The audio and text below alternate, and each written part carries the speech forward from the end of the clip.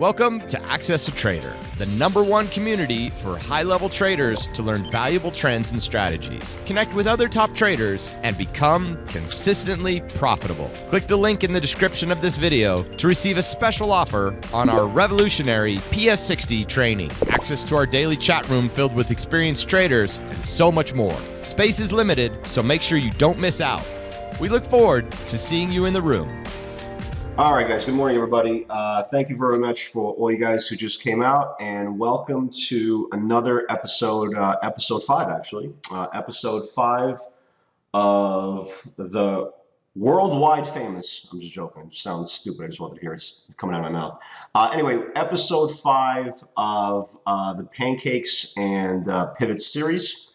Once again, no pancakes, a little bit of pivots, and some good information, especially for you newer folks, for you new traders, for you aspiring traders, to kind of point you in the right way of getting your ducks in a row and hopefully taking the right steps for longevity. Just a quick rewind of the week. I thought it was a really solid week. Not only do I think it was a solid week, it was so solid for me, at least for me speaking. By the time Friday rolled around, I didn't even trade on Friday. I was just so tired. I was incredibly tired from Monday through Thursday, but again, in a good way. You know, we've been speaking throughout the years, and especially throughout the weeks, how emotionally intense it is just to put on a trade and how to put on a trade properly. That by the time you're towards the stretch run of the week, you're emotionally fried. You really are. And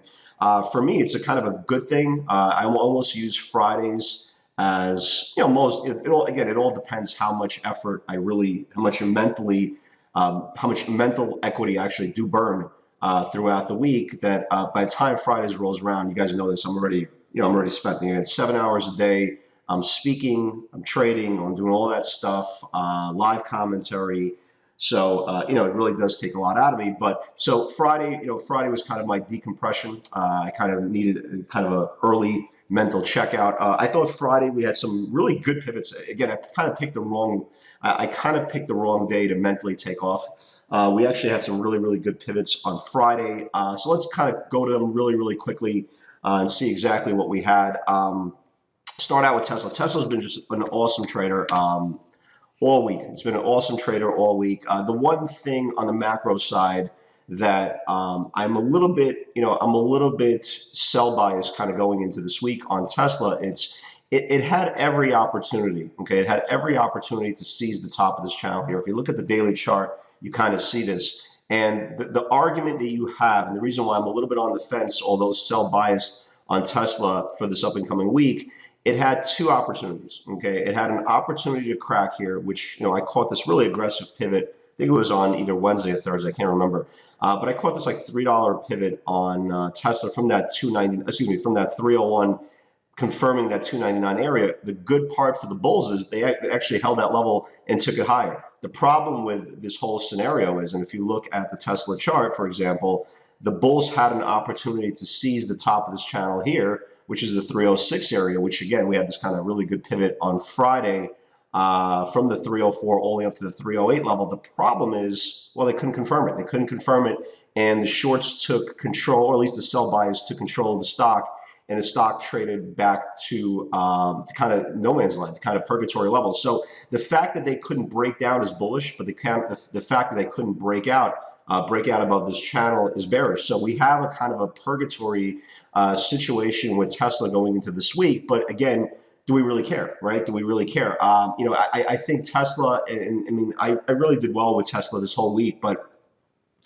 even missing the trades on Friday, I did incredibly well with the stock. But the one thing, what's great about Tesla is it could look like it's about to break out, and then you have an incredible, aggressive, sneaky pivot on the way down if it fails, and obviously the opposite part of it. So this stock going into this week, you have a lot of really good value if it fails. Okay, if it fails, you have a lot of really great value because, again, not only can it start confirming Friday's lows, which is a sneaky pivot as it is, but if it starts confirming that 301 area, which is kind of the low from Friday, and confirming the previous day's low of 296, then all you guys who have been trading it on the short side, have been trading it on the put side, especially, and swinging it. Now, you could see the test. You could finally see that low. You finally could see kind of that test of the earnings low of the 290s, and it could really start getting ugly. But we'll see. We'll see. It's one of those scenarios that again, I am sell biased only because they couldn't reclaim.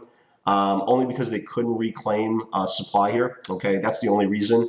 And also, the chart kind of from the naked eye looks like crap. But again, just from those reasons, they just couldn't reclaim this whole congested area here and started going back lower. So again, we'll see. We'll see what happens with Tesla. But if you look at Friday's action, I know a lot of you guys caught these things incredibly well. Here are the pivots. Here are the pivots on Friday in the room. Look at the 60-minute cycle. Again, everything we trade is off the 60-minute cycle. So we talked about a pre-market that the value pivot to the downside was going to be this sneaky pivot right here, 301.80s, right? 301.80s that it held several different times on the 60-minute channel. And this opening candle right here, this 303.40, 303.50, even the 304 number, again, I really encourage people to take the whole number because, again, that's where you get your biggest liquidity. And once it broke that 304, it started just an incredible candle. And again, this is why I love trading Tesla. It really is the combination of speed and power. Gives you, most times it will give you valid liquidity that you can get as much size as you need. Sometimes not as much as you want, but at least sometimes, and most times that we need. And it really started an aggressive move. Not only did it even break supply here, it traded all the way to the supply here at 308 level. So at the same time, when you turn around and you see the stock fail, then you see how valid again, and this is kind of a sneaky area going into Monday, how you see how important this level here is. So really big move. Congratulations to you guys who did catch that 303.50, 304 level. Very aggressive move here. The NVIDIA pivot was awesome as well. I know a lot of you guys caught that as well. Again, everybody knows NVIDIA came out with earnings. And again, every trader, like we've said in past, pancake and pivots segments, and we talk about this in the room all the time. Traders these days are actually taught to look at the top of the range and the bottom of the range, as we say all the time. That's the bun, right? This is the bun and the lettuce and the tomato. What we're looking for is the meat. This is the meat. This is a sneaky pivot right here. I put this in the channel, the 215.80 area, even the 216 level, and this thing just absolutely exploded off that channel. Went to 218.30s again for all you guys who did catch a trade. Good job there as well. And I say this all the time. Just because I trade beta doesn't mean it doesn't work for small caps. It does work for small caps, but it works for small caps when there is a viable technical aggression that is complemented with volume. If you don't have that, then again, 90% of these small cap stocks are all artificially inseminated, right? Artificially inseminated for all you guys out there who understand what that is. But again, when technical analysis does meet technical aggression with volume, you could trade these things as well. I put these small caps in the channel on Friday. The first one was this ONCS, and here it is right here. Here's the candle going into supply, right? This 224 candle. Once it broke supply, at that 224 area, stock went to $2.53. Again, for all you guys who do trade these small cap stocks, I try to facilitate that. I don't do this every day, but I do try to facilitate the stocks that go up on technical aggression because, again, not everybody trades high beta. And if you look at the stock, it traded 9 million shares on Friday, a long road away from the 30,000 share low float garbages that people try to pump, allegedly, right? Allegedly. That was pretty good as well. ANTH for all you guys who took that trade as well. I put this in the channel off that, I think it was like 204, 205.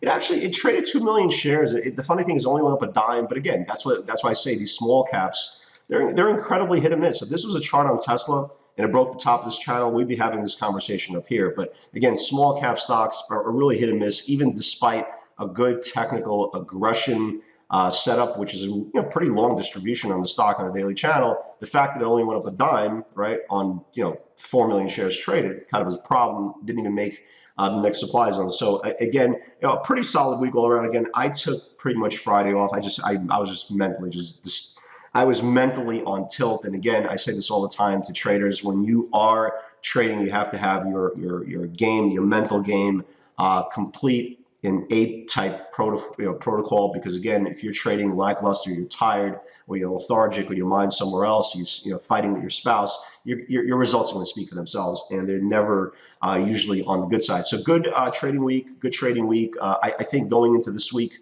really quickly, I think going into this week, there will be a sell bias. I didn't like what I saw this week with stocks like Amazon and Google, which I did well with. I did better with Amazon than we did with Google, despite me being up like $10 on Google on a runner. Actually turned out into a very modest victory, losing $5 on my runner. But I didn't like what I saw this week as far as that last kind of turn in the futures with some of these stocks, and they just didn't rally. Like Amazon had a chance to reclaim. If you look at the 60-minute channel, again, it doesn't really mean it's going to do any, come down this week, but that's kind of initially my sell bias. Like I didn't like the fact that it failed this range right here. I didn't like the fact that Google, for example, had a chance, every chance in the world to reclaim the supply up here, and it didn't. So, my bias, at least for the start of the week, will be on the sell side of beta, obviously Tesla.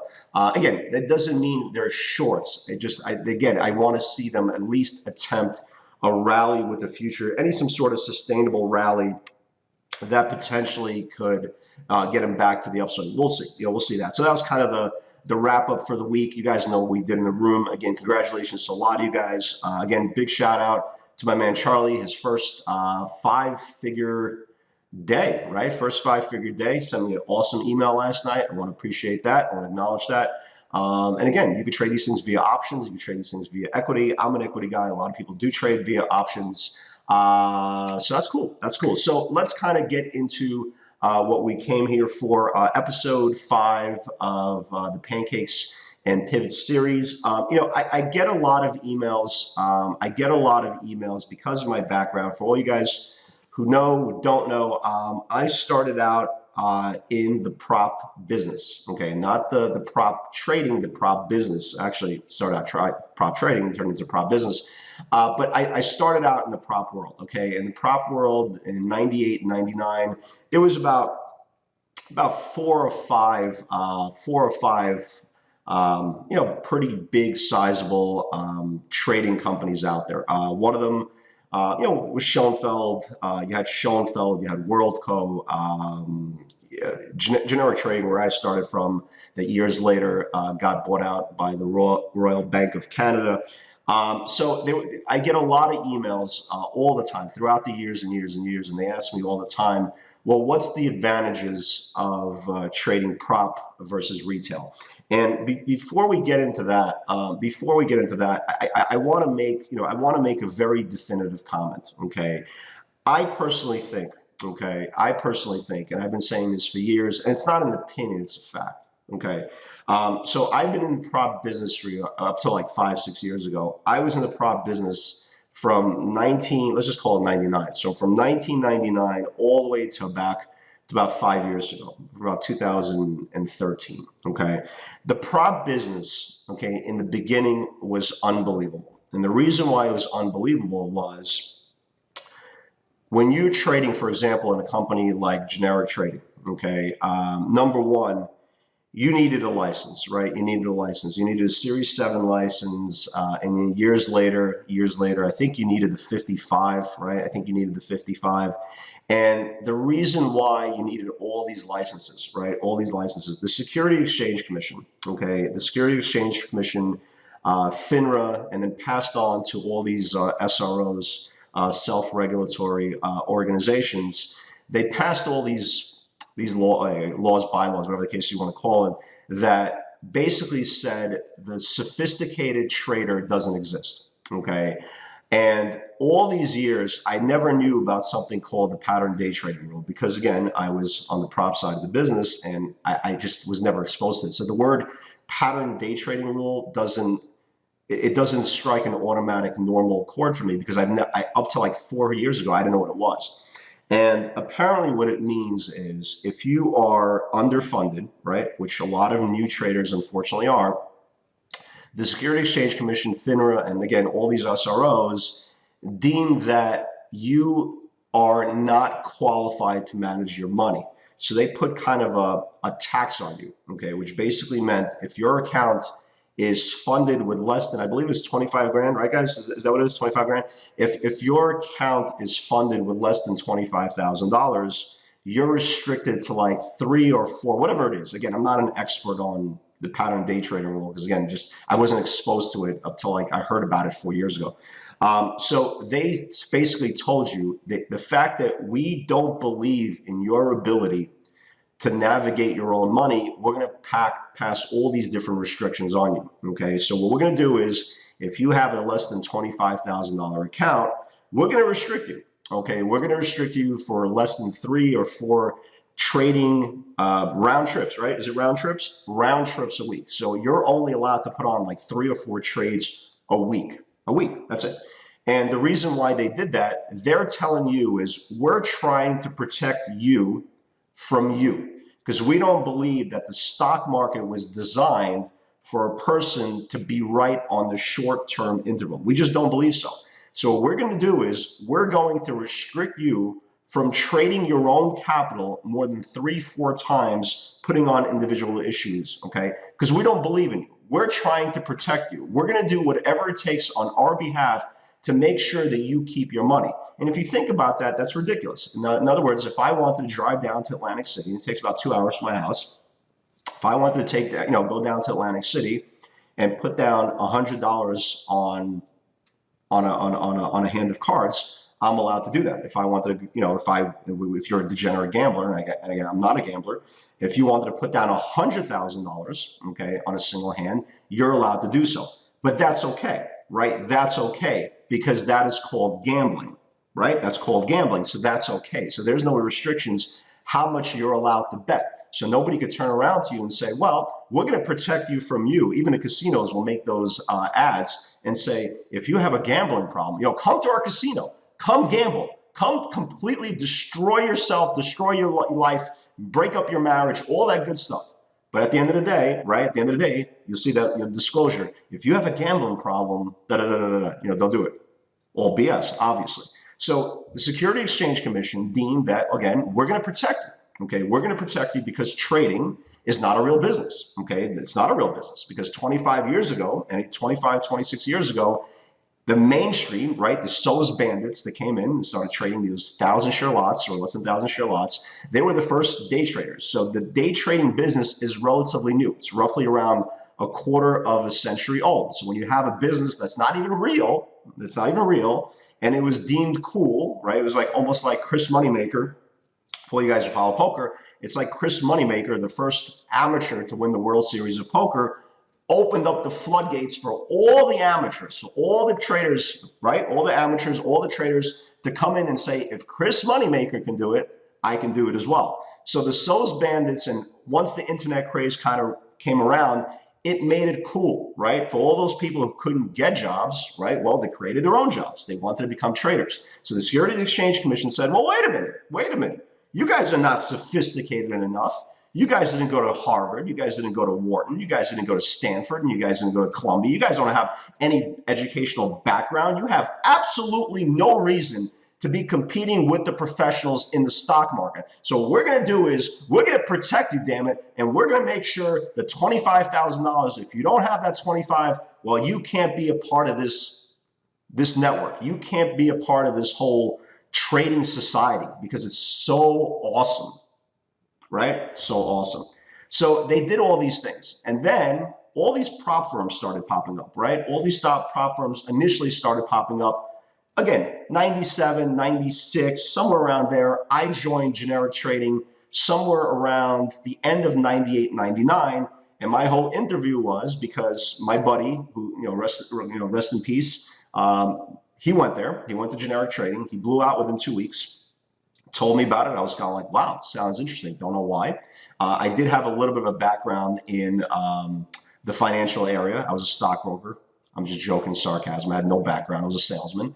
Wasn't really any good at it. So I went to generic trading. I had an interview with Ron Shear. If all you guys Google who Ron Shear is and was, and knock on wood, he's still alive. He is. I'm just joking. Knock on wood. But anyway, the point is, I went there. There was like, 10 people there, And my whole interview was, well, what makes you think you can make money? I go, I have no idea why I can make money. Maybe I could. He goes, okay, you're fired. You're hired. So next thing I know, I'm sitting in generic trading, right? In generic trading. And back during that time, it was a very, very easy structure. Since I had my Series 7 from the stockbrokering days, again, there was no issue for me to, start trading. So I had $25,000, which I borrowed from a loan shark at the time. Yes, it wasn't exactly the greatest move in the world, but I did so anyway. Again, sometimes when you're desperate, you have to bet on yourself, and that's exactly what I did. Eyes completely wide shut, had no idea what I was walking into. And back then, anybody could have traded. Anybody could have traded. And then all these years later, Securities Exchange Commission, FINRA, started passing all these laws. Well, wait a minute. Again, we want to make sure we protect you from you. So they started making all these rules. Well, not only did you need to have your Series 7, you need to start having your 55. So a lot of firms started panic. And initially, there were, a lot of firms were registered on the PHLX, right? On the PHLX. And then all these restrictions started coming in, and then everybody switched to the CBOE, right? The Chicago Board of Options Exchange. Because the CBOE, at one point, you didn't need a license to trade. Because again, who are they to tell us that we need all these restrictions? If anybody wants to trade, they should trade, damn it. I don't care how much money you have. You want to put up $5,000, you want to put up $10,000, you don't need no licenses, come here with us. And then FINRA, eventually NASDAQ turned into FINRA, whatever the terminology was. And then all of a sudden, CBOE needed the 55 or the 56 or the 57, whatever the hell it's called anymore. I don't even remember anymore. But again, all these restrictions came onto play. Now, here's where we answer the question. What is the difference between prop and retail? Well, prop back then, the traditional prop model, right, was pretty awesome, okay, especially during the internet craze. My initial deal at generic trading was, I put up the 25 grand, okay, and in the beginning I was getting, I believe it was 10 to 1 leverage, right? It was 10 to 1 leverage. So for $25,000, I was getting 250 grand. Didn't make a difference. I was scared to death. I wouldn't put on, I wouldn't put on 5 grand, let alone 250 grand, but it was there for me, right? It was there for me. And my commission structure was, I was splitting 80% to me for profits, which basically I didn't have, and 20% to the house. And oh, by the way, they were charging me 3 cents a share, right? 3 cents a share, which didn't sound like a lot back then, but again, 1,000 shares, $30, 2,000 shares, $60, 3,000 shares, $90, over and over and over again. And again, the question was for me, for Ron Shearer, hey, Ron, can you give me some advice? And his advice was, it's like, trading is like free throws, right? It's like shooting. It's like practicing. The more free throws you take, the better shooter you'll be. Wow, it makes sense to me, right? So 1,000 in, 1,000 out, 1,000 in, 1,000 out, 1,000 in, 1,000 out. I didn't know what I was doing. I was scared to death, yada, yada, yada. My account was bleeding, burnt to death. What? Okay, perfect. Years later, okay, kind of fast forward, years later, the internet craze kicked off and the money was flowing, right? Everybody's money was flowing, and horrible traders like me were making a couple of bucks and everything was great. And then the firms, right? The firms were making so much money, okay, so much money because of the internet craze, because of the split, because of the commissions. They were able, if you were a profitable trader, they were able on a $25,000 account to give you $10 million intraday buying power, right? 10 million. What's the difference? What's the difference? The market is going higher. Everybody wants to get into this business. Everyone wants to become a trader. A guy with 25 grand can make 100 grand in a week. Everything was great, right? Everything was great. And then little by little, the industry started to change, right? Little by little, the industry started to change. And let's fast forward, right? Let's fast forward from that all the way down to like 9/11, right? So after 9/11, me and my buddies, we had no idea what was going on. And these were some of the guys who've traded, traded for years and made all this money and everything was great. And after 9/11, for 2 years, again, it's not a mystery. I didn't make money for 2 years because I didn't know how to trade. So people started to kind of leave the business, okay? People started to leave the business because they couldn't understand why they were making all this money during the internet craze. But now after 9/11, the market has changed, the world has changed. They couldn't figure out why they're not making money. So they started leaving the business, right? A lot of my friends that started with the generic started leaving the business. They made this money. Some of them kept their money. Some of them didn't keep their money. But the point was they left the business because they couldn't adapt to the new market. Well, I couldn't adapt to the new market either because, again, I didn't take a single check for 2 years, okay? Didn't have to take a single check for 2 years. The worst trader of all, worst trader of all. And at the same time, okay, I started noticing the pattern, right? People are leaving, and a lot of new people that were coming in, okay, a lot of new traders that were coming in, they started shopping for better deals. Well, I said to myself, well, what do you mean better deals? So I turned to Ron and I was like, well, Ron, I'm paying all this commission, right? I'm paying all this commission. Can I get a better deal? I see everybody getting a better deal. Can I get a better deal? He goes, you know what, Dan, let me get you down to about a penny a share. And I was like, wow, that's awesome. So you're telling me I just went from like 3 cents a share to like a penny a share. I'm like, wow, I'm going to save 3 times the amount in commission. That was great. So when I first started my first group, I noticed traders were coming in from different groups and they were asking me, well, if you can beat 0.6 of a penny or 0.7 of a penny or 0.8 of a penny, I'm there for you because I'm shopping around my deal. So what happened was their deal was almost better than my deal. And little by little, everybody started realizing that wait a minute, we don't need to pay these exorbitant amount of commissions. We don't need to split all this money with all these prop firms because, again, well, look, we're the commodity. We are the asset. We can go anywhere and get this deal. So little by little throughout the years, right, you had your talent leaving, okay, little by little, you had the talent pool leaving, you had a new flow of traders coming in, you started seeing the deals get better for the trader, okay, better in the trader, and slowly but surely, you started seeing commission structure being lower and lower and lower, okay? Until we realized years ago, I'm talking about years and years and years ago, anybody who's still in the business from when they started, we don't need to pay these high commissions anymore, right? We don't need to sit there anymore and take money from them to give a piece of our profits. It's our money. It's our money. If we're putting up capital, okay, we can get this anywhere, okay? And guys started leaving and guys started, putting up capital, putting up their own capital and getting clearance deals that were very, very close to nil, okay? And a lot of times we'll go into in a little bit of time, retail versus prop of what that is. So a lot of guys started leaving the business and started putting up their own capital because they said to themselves, well, why am I going to pay a penny a share? I could pay $5 a trade at some point. And that was unheard of back then, right? If you're paying, for example, if you're trading 1 million shares, even at a penny, right? Even at a penny, you're paying 10 grand a month in commissions. Next thing you know, if you're paying $5 a trade, you're saving a whole lot of money. So a lot of guys realize that. And what the prop firms started to do, because again, they were losing talent, right? Losing talent. And when you mean losing talent, not only are you losing their profit split, but you're losing their commission structure. So for example, if a guy was trading at that time, 1 million shares at 3 cents, right? You were getting $30,000 a month in commissions, just one guy. Think about that. And when it went down to a penny a share, well, now you're losing 20, but you're still keeping 10. And if he leaves, you're getting nothing. So little by little, the brokerage firm, right? The brokerage firm started losing their business model, right? Started losing their business model.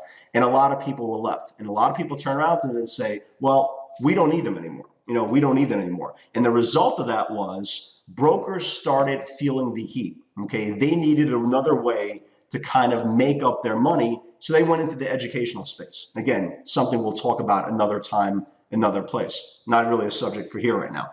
But the moral of the story was the business changed, okay? The business changed. And anybody who's still in the prop business, you kind of know that. You're not going to admit it, but you kind of know that. So let's review. You have no talent left, right? You have no talent left. Social media has come into the play to come into play. So they're selling a completely different, world than you're selling in. And now you're kind of trying to figure out how to exist. So what do you do, right? What do you do?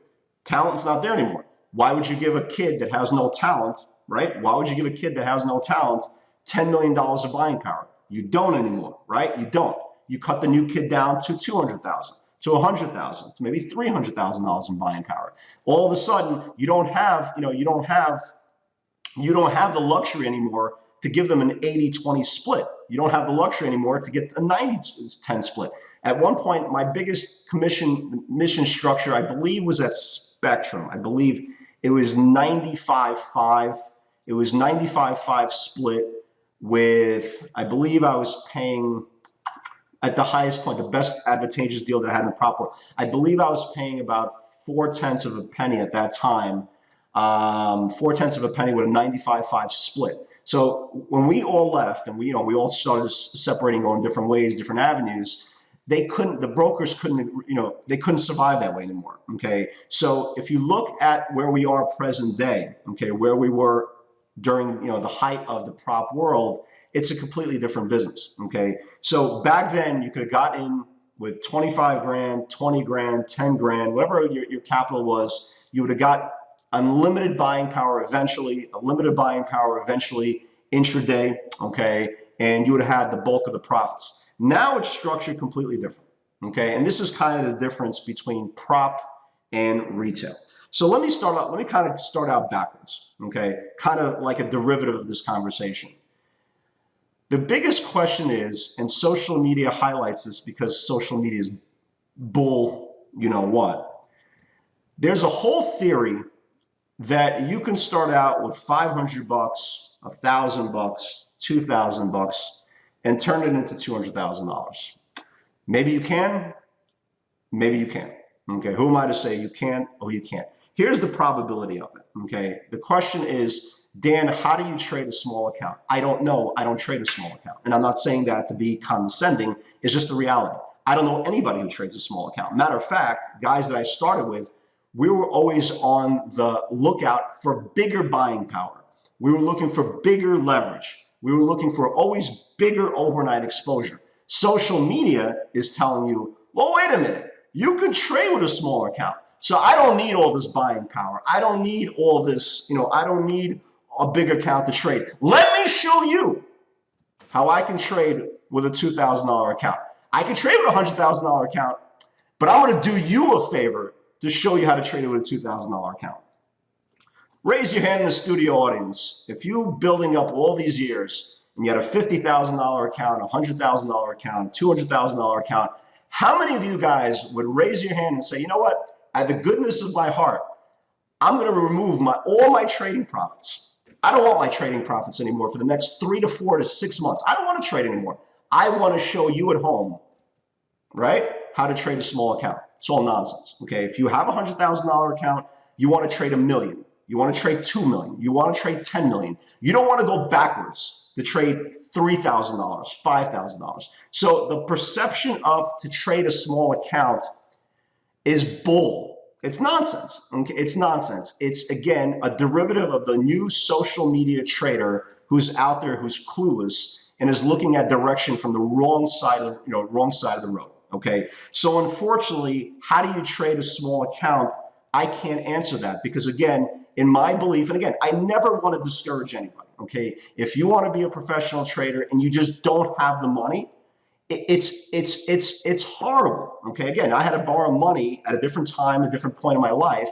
I had to borrow money to get into this industry. Again, it wasn't to trade retail because I didn't know what retail was. It was to trade prop. However, looking back at it now, there is no way that you could possibly sit there and tell me that you can trade with a $2,000 account. Remember, there's a $25,000 minimum. The Securities Exchange Commission, right? FINRA and all these other SROs have already stabbed at you and said, look, you can't trade with 25 grand. How are you going to trade with 2? Now, again, somebody's going to turn around to me because, again, I've learned this all on social media. Again, thank you guys for all the education. But I learned this on education. You can go offshore, baby, right? With $500, with $1,000, and $2,000 and open up an account. Well, let's see this. Let's see how this plays out. So what you're telling me is, so you have $2,000 and a guy, random avatar, is telling you can trade with $2,000 and open up your money offshore. So you're basically telling me is you're putting your money with a bookie. Did I say bookie? Yeah, with a bookie, offshore, and hopefully every single day that you could log on, that you're actually trading capital. Yeah, that kind of doesn't work for me. Okay, that kind of doesn't work for me. It kind of doesn't make any sense to me. The thing is with trading is the fact that they slapped all these restrictions, they want people at least to have capital, okay, have an understanding. Remember, guys, trading is an incredibly emotional business, okay? So if you're trading with $2,000, again, opening up an account, I don't want to use the word trading. If you're opening up an account with $2,000, you're not trading. You're buying a stock. Okay, you're not trading. Again, I'm not saying this to discourage anybody.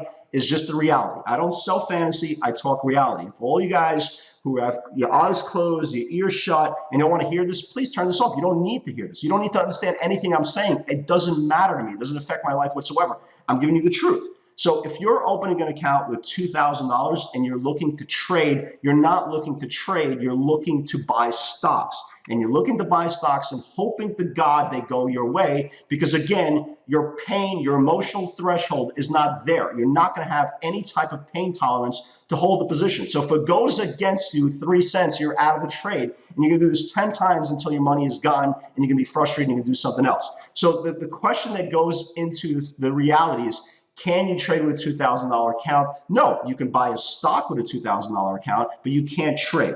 And I would never, again, I say this all the time, I would never discourage anybody from wanting to trade, but you need capital, okay? You need capital. Like, look, I want to become a doctor, but you know what? I don't want to go to medical school. Not only do I want to go to medical school, I don't even want to go to college. Matter of fact, I don't even want to finish the 10th grade in high school, but I want to become a doctor. You see how weird that sounds? In trading, if you're putting on risk, you need risk. You need risk capital. Again, the theory of putting in work on a $2,000 account or a $5,000 account or a $10,000 account, yeah, it makes sense, okay? It makes sense. I'm in it, right? I'm in it. I can trade, but the reality is you're undercapitalized, and the more that you're undercapitalized, that means you're going to be making a lot worse decisions than somebody that has a $50, $100, $250,000 account, because again, you can't afford to lose that money. Now again, you could lie to me and say, well, no, I'm different. Listen, you can lie to me, I don't care, okay? But eventually you have to look yourself in the mirror and say, am I really doing something that is proactive for my development? And again, only you can answer that question. In my opinion, you can't do it. Now, there is a way, right? There is a way that a retail trader can kind of maximize, at least prolong their development, okay? So let's just say you have a $10,000 account, right? Again, you're still restricted to 3 trades, right guys? 3 trades a week, whatever it was, 3, 4 trades a week. So you're still restricted. The only thing I can tell you is, okay, and these are the only possible ways you could get around some sort of restrictions on you, some sort of handicap against you, is open up 3 separate accounts, okay? Open up 3 separate accounts. So instead of having 3, for example, round trips a week, you can have 9. Now it sucks. You can have $3,000, $3,300 in 3 separate accounts, but at least you have the ability to trade. Again, I use the word trade loosely, but at least you have the ability to trade, okay? By you having 1 account with 3 round trips or whatever it is, it's kind of handicapping you. You're kind of, again, putting yourself in the position that you're buying a stock and hoping and praying subconsciously that it works this way, that your account can your account organically could build. Now, again, is that the truth? Is that fantasy? I personally think it's the truth. Again, your fantasy and your reality is different from you. Again, I speak from the point of reality, not the fantasy world. But the one thing that I will tell you guys, if you are a retail trader, and we'll kind of break this down here a little bit.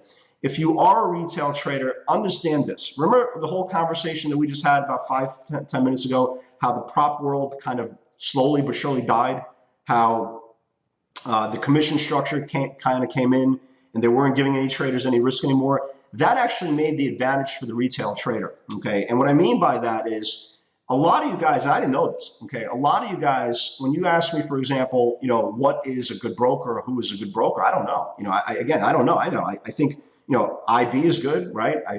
Interactive Brokers, I hear is good. Thinkorswim, right? I hear is good. I know the Lightspeed platform is very, very good. I don't know a lot of these retail places. I don't know. But from what I understand is a lot of you guys are still paying like $5 a trade, $7 a trade, $9 a trade, which blew my mind, which absolutely blew my mind. Here's the reality, guys. And I'm sorry for you broker dealers. I'm going to spill the beans. I'm going to spill the beans, and I'm sorry. Again, you guys have no impact on my life anyway. There's nothing you guys can do to me regardless. Here's the reality, guys. Okay, here's the reality. When you're a retail trader, okay, you are a commodity. Okay, and what I mean by that is I don't care if you have a $2,000 account, or you have a $2 million account. You are a commodity, okay? You're a commodity. And what I mean by that is clearance, okay, for all you people who don't understand what that is, clearance for a clearing firm is virtually zero. Right there, it's virtually zero. So anything that you're paying, because all the costs goes to the trader, sorry to say this, but it's true, all the cost is passed on to the trader, right? You're paying the ECN fees. Remember all these deals back in the day that all the ECN fees were included? Try to structure a deal right now. If you're not trading more than less than 5 million shares a month, try to structure a deal that ECN fees are included. Probably not. So all the costs, right? All the costs, the ECN fees, the data fees, all these costs are passed on to the retail trader, right? Passed on to the retail trader. So you're a commodity. So any single dollar that you're coming in, right? Any single time you click a mouse, you are making the brokerage firm money. What they're not telling you is their cost is virtually nothing. Sorry, brokers. Again, I apologize in advance, but it's the truth. So how do you structure your business? Again, when you're a new trader, you have to structure your business in a way that you're alive. Trading is incredibly, very, very difficult, right? When you're new, it's very, very difficult, okay? Most of you guys, again, are going to be undercapitalized, and it's okay, okay? Again, everybody starts somewhere, so that's not the problem, okay? So what you want to do is structure yourself in a way that you are extending your shelf life with every single click of the mouse.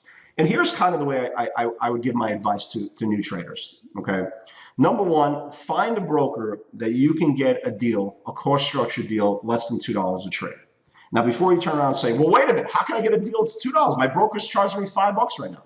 Okay, here's a piece of advice. Call up your broker and say, look, here's the deal.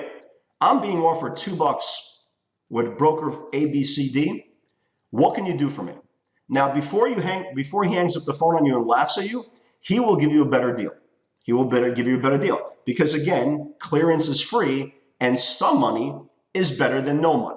So if you're calling up your broker and say, I'm going to leave you if you don't get my commission structure to under $2 or under $2.50, okay? Under $2, under $2.50, I promise you, okay? I promise you, before you even finish your sentence, they will structure your deal better. So the first thing you're doing as a brand new trader, or even a trader right now who's been trading for a couple of years, but you just don't want to pay the $7 a trade or the $5 a trade or the $4 a trade, trust me as the day is long. If you don't pick up any information ever for the rest of your life, what I'm saying, trust me when I'm telling you, if you're calling up your broker on Monday, okay, and you guys should do this. If you don't, you're out of your minds. If you don't call up your broker on Monday and saying, I am going to leave, okay, I'm going to leave. If you don't take my account from $5 a trade to $2 a trade, I promise you as the day is long, you will get a better cost structure. Now, again, the broker's going to turn to you and say, well, wait a minute. How many shares are you trading a month, right? Because again, it's all about volume. So if you're doing 5 million shares a month or 1 million shares a month or 3 million shares a month, obviously you have a better leg to stand. So if you're a trader who's doing 1 million shares plus a month, okay, you're a crazy big commodity for the firm. They're still making money on you, right? They're making money on you. They're making some pretty decent money on you. But the fact that you are a commodity, you are controlling the cost structure. So if you call them up and say, look, hey, IB, I'm doing 3 million shares a month at $6, $6 a trade, a $5 a trade, a $4 a trade. You know what? I'm done with this. If you don't lower my trades to $2 a trade, I'm leaving. I'm leaving. I bet you your bottom dollar it's going to happen. They will aggressively lower your rate. They will aggressively do whatever it needs to make you happy because you are the commodity. You don't need them. They need you, right? They don't need you. Excuse me. You don't need them. They need you. Trust me. You don't need them. So any broker that you're going into who doesn't want to be flexible on the commission, there are plenty of brokers out there who will. So the first order of business for Monday, what you should do is, again, if you're a new trader that hasn't opened up an account yet, or a trader who's for some reason still paying $5, $6, $7 a trade, call up your broker, get them on the phone, say, look, I want my deal done to $2 a trade or I'm gone. I bet you will get a better deal. So that's the first thing you should do because, again, when you're a new trader, especially trading for less than 3 years, you want to make sure you're around, your longevity kicks in to the point that when you finally get your aha moment at 3 o'clock in the morning and it all clicks in, and it all clicks in for every single professional trader, at least you're around for that to happen. At least you're around for your potential to play. If you're still paying high structured costs, $7, $8, $9 a trade, what is this, 1997? What is this, 2003? You're paying $9 a trade? It's hammer time, baby. It's the millennium. $2 a trade, $3 a trade, tops. Get your costs down, increase your ability to stay afloat. Again, that's retail.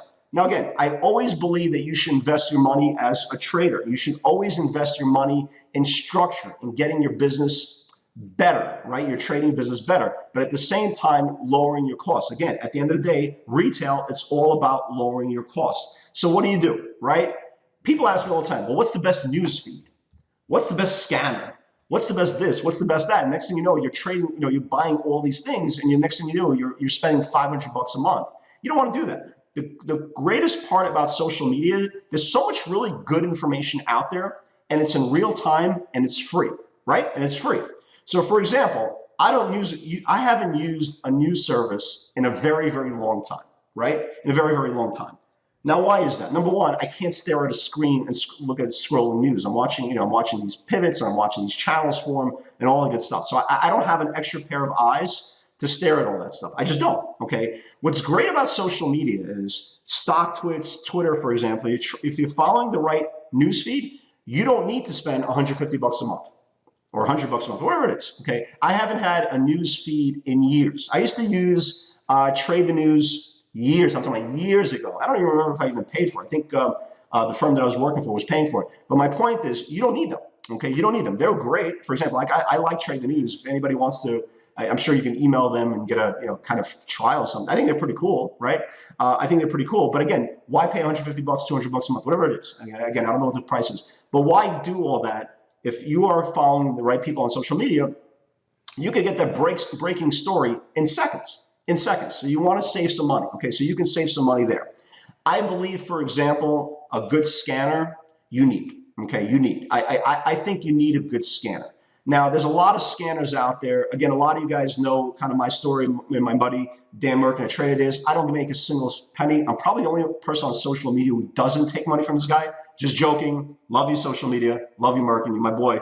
You're my boy, Blue. No, but all jokes aside, I've been using Trade Ideas since 2003. I don't know how much it is. Okay, I don't know how much it is. I have no idea, but it's worth it. I used to joke around all the time. If I had paid $500 a month for it, I would, because again, it's a really, really good real-time scanner for all you guys. I would invest whatever it is. I think it was $100 a month or $50 a month, whatever it is. Again, I'm sure if you email Merkin, all you guys Trade Ideas and all the guys there, they're really good guys, really good dudes. I'm sure they'll give you some sort of trial.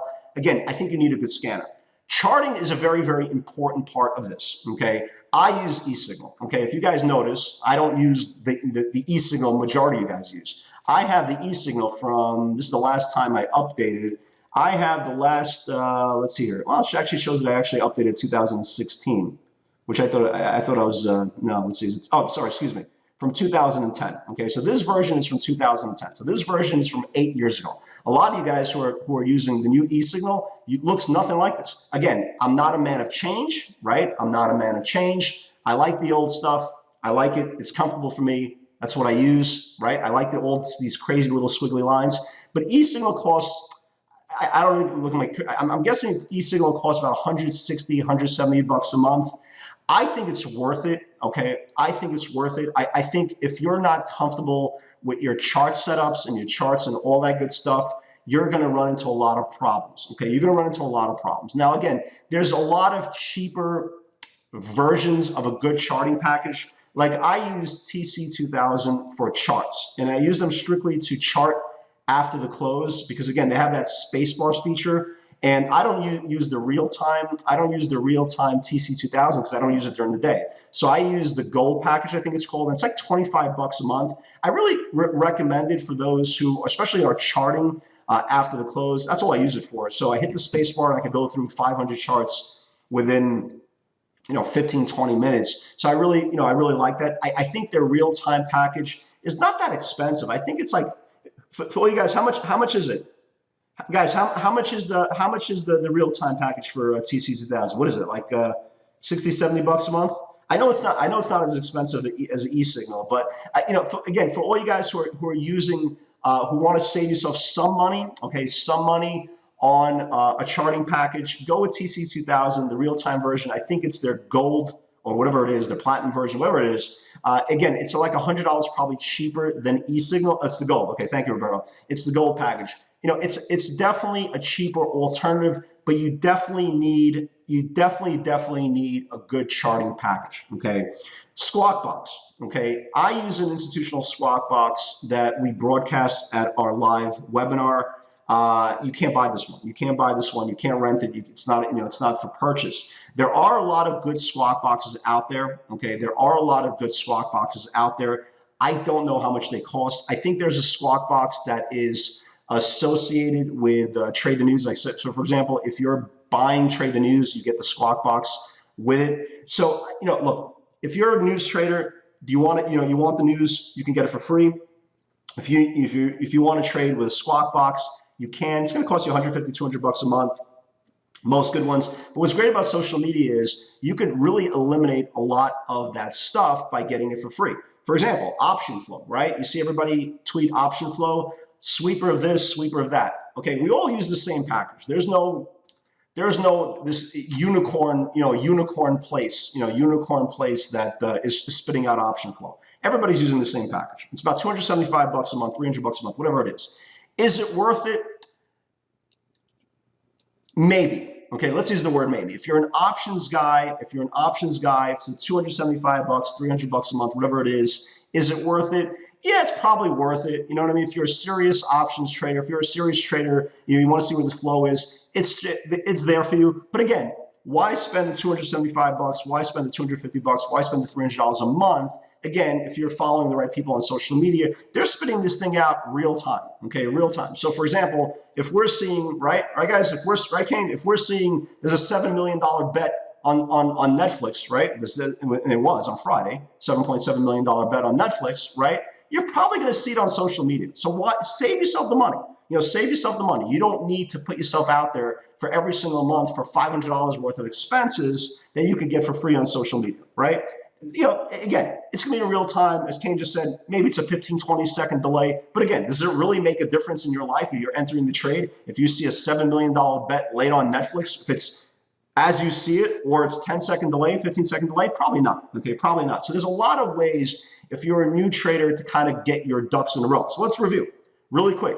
If you're a new trader and you're paying $5, $6, $7 a share for, $5, $6, $7 a trade for your trading, cut it off. First thing you should do Monday morning, call your broker and say, look, I want $2. If I can't $2, I'm out. I bet you if they don't even come down from $7, I bet you they will cut your costs. So that's the most important thing. If you're trading and you're spending all this money on new services and all that great stuff, that's great. Again, that's your prerogative. But again, at the end of the day, if you're following the right people on social media, you get that information pretty quickly. The greatest thing about Twitter is it breaks like every story so fast. Within seconds, you could be having the worst stream of all. Within seconds, okay, you already know what's going on. Okay, so you don't need to spend all that money on news. It's your prerogative. You could. Again, if you're an options player, again, $275 a month. Again, you could get at least a Nissan Rogue. Nissan Rogue, baby. Don't trash it. Good car. So you can get a Nissan Rogue. Again, why spend all this money if you can get it for free? So there's a lot of ways that you can really cut down your costs of your business to kind of make sure that you are, you're on the right path. You're saving all this money, you're cutting costs, and again, you're extending your shelf life. That's what retail and trading is. Here's the prop side of it. Okay, here's the prop side of it, guys. Okay, I'm going to say it.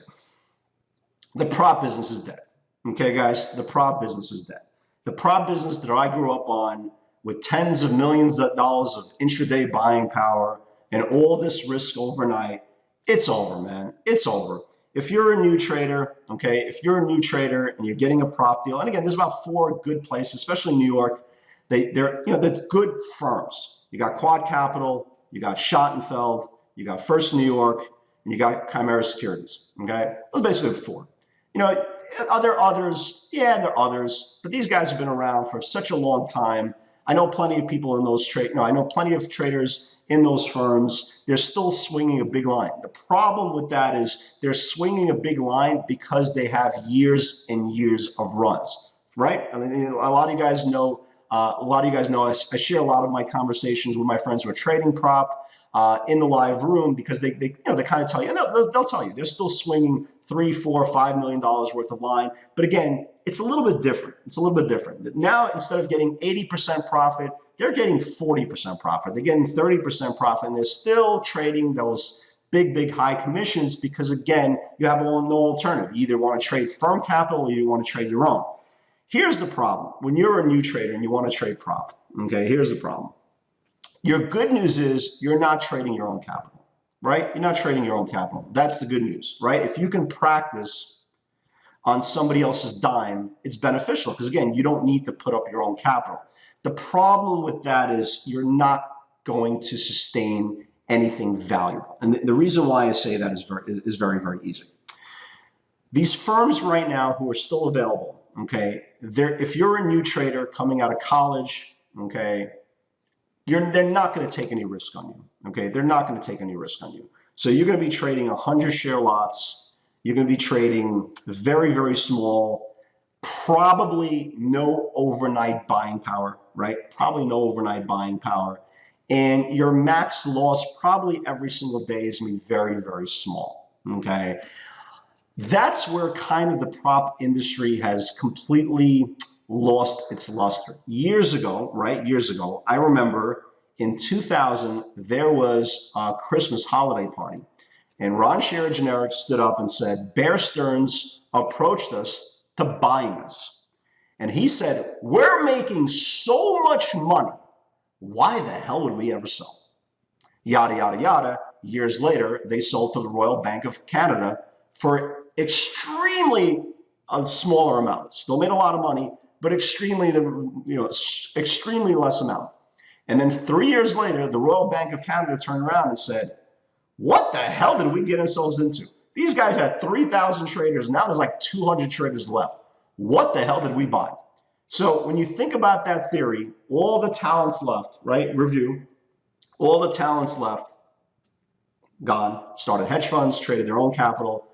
Margins have gone down. People have gotten smarter. Leverage has gone down. They don't want to take any risks. All these firms, right? All these firms, and again, I don't want to embarrass any firms. You guys know who you are.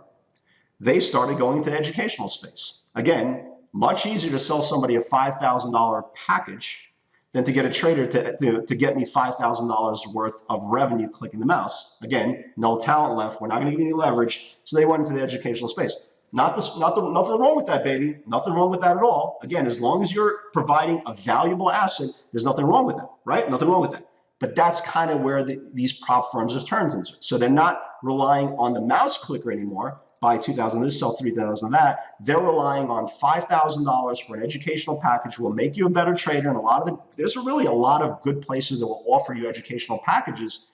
But again, that's their new hustle. Again, nothing wrong with it. Nothing wrong with it, but that's the new hustle. So the emphasis of the prop trader these days is completely different than it was up to like 5 years ago. That's why we left the business. We kept on seeing our commission volume down. We used to do ridiculous amounts of volume. And then little by little over the years, just got lower and lower and lower and lower. And we were like, well, what's the point of this? What's the point of this? Might as well get out of the business instead of sitting there trying to squeeze water out of a rock. So the good news is for all you guys who are coming out of college, okay, if you want to learn or at least get your feet wet, okay, you could get entry. I don't want to use the word entry. You could get a position in one of these firms, okay, coming out of college. Maybe they put you next to a seasoned trader, whatever the case may be.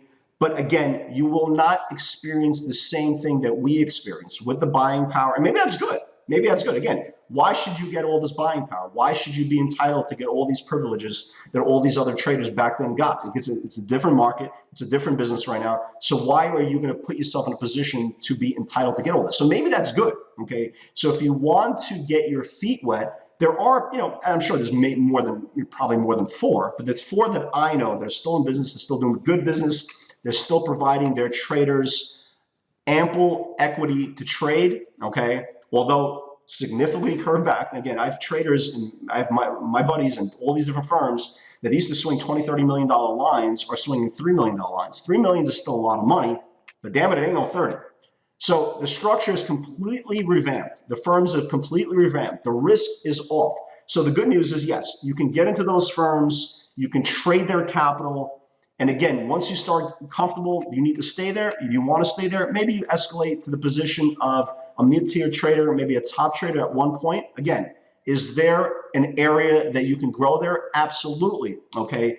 But for most cases, they will see within the first couple of months, if you don't have the aptitude to fit their risk model, you will not be there, okay? You will not be there. So the traditional prop that existed way back when, a little bit different. They went to the hedge fund model, right? They went to the hedge fund model, which also means they can't accept capital contributions from you. So that's how you know it's a hedge fund model to trade. So the most important part is you have to figure out what you want to do, okay? You want to figure out. I think the most important part,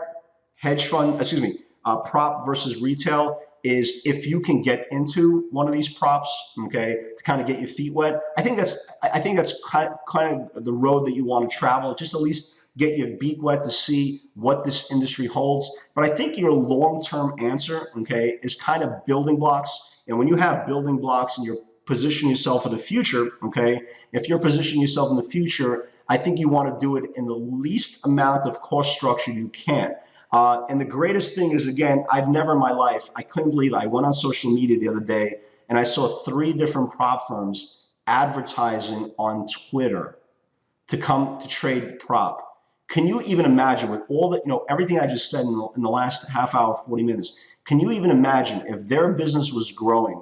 Can you, if their business was growing and talent wasn't leaving, can you imagine a firm going out on social media and trying to recruit talent? Yes, I'm sorry, I blew it up. Don't hate me. I'm not a bad guy. It's just the reality. That business is dying. You could tell me no all you want. Yada yada yada. I know a little bit better. I know a little bit different from the average trader. So again, retail versus prop, a lot of differences, right? A lot of differences. A lot of pros, a lot of cons. I personally think if you're a seasoned trader, trade your own capital. If you have $100,000, $200,000. Trade your own capital. You're getting 100% of the profit. Call your broker. Get your structure down to $2 a trade. If you're trading more than 1 million shares, maybe down to $1.75, $1.50 a trade.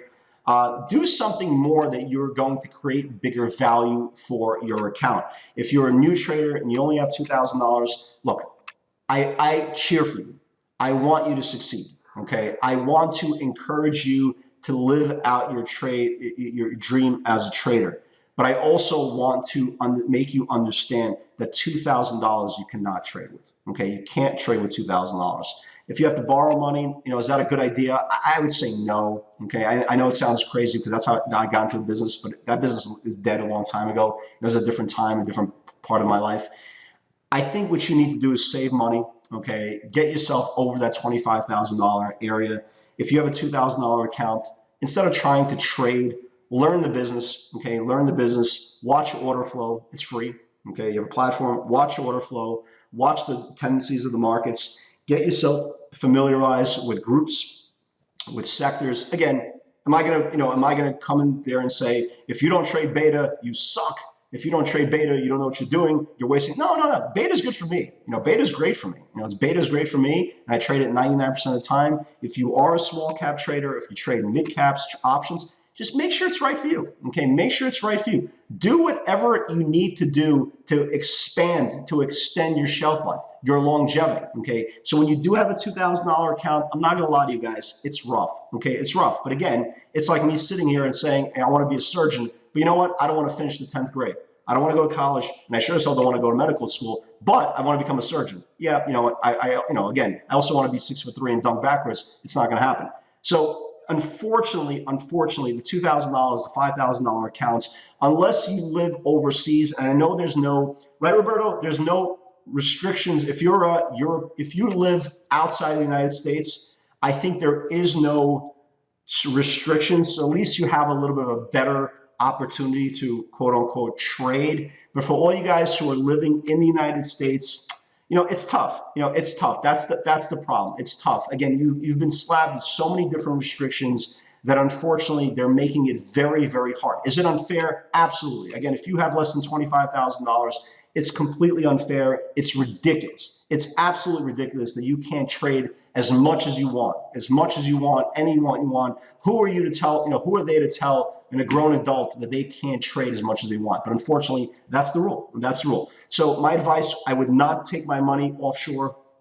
All these offshore brokers, bookies, brokers, right? Bookies, brokers. I wouldn't do that because again, if you are turning your account on, money might be there, money might not. Work hard, build up your bank, and then put your money in a real broker, your IBs, your Lightspeeds, in your Thinkorswims, Ameritrade. But again, get your cost structure down. Make sure you are right fiscally sound so you can extend your shelf life. Other than that, for all you guys who want to go prop, again, it's a different business. It's a different business. You will be really restricted, and that's the truth. Okay, it's the truth. I'm not here to crap on the prop business. I'm here just to tell you the truth. So if you are interested in the prop business, do your homework. I'm not going to give you guys any referrals. I don't want to mix my relationships in the prop side with new people entering. It's just I almost feel like I'm wasting both sides time. But if you are interested in the prop side, do your business, do your due diligence, see what they offer, see if you can get in there. If you want to trade somebody else's capital, that's the way to go. But the most important thing is whatever road you decide to do or take, make sure you are mentally sound. You're trading out of a sound mind, sound spirit. You don't trading out of necessity. You're not just trading out of desperation. Build up your bank, build up your process, build up your mental equity. And the most important thing is stay alive so we can have this conversation 10 years from now. All right, guys. Guys, I want to thank everybody for coming out for Pancakes and Pivots. Tomorrow, new week, right? New week, new scenarios, new players, new funds, new fun, right? New fun. And with God's help, I'll see you all there. Guys, have a great remainder of your Sunday. God bless, and I'll see you all tomorrow. Take care.